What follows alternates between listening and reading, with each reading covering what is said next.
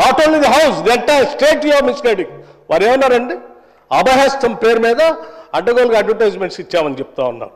Civil service students కోసం మన రాష్ట్రం నుంచి పోతున్నటువంటి విద్యార్థులకి, పేద మధ్యతరగతి బడుగు బలహీన వర్గాలకు సంబంధించిన విద్యార్థులకి, ఇంక్లూడింగ్ ఈడబ్ల్యూఎస్ స్టూడెంట్స్ కూడా ఎవరైనా ఈ రాష్ట్రం నుంచి భారతదేశంలో నడుపుతున్నటువంటి యూపీఎస్సీ ఎగ్జామ్ కోసం డబ్బులు లేకుండా ఇబ్బంది పడతా ఉంటే వాళ్ళకు కొంచెం ప్రోత్సహిద్దామని చెప్పి మేము ప్రిలిమినరీ పాస్ అయినటువంటి వాళ్ళందరికీ, ప్రతి అభ్యర్థి ఎవరు అప్లై చేసుకుంటే వాళ్ళందరూ ₹1,00,000 ఇద్దామని చెప్పాం.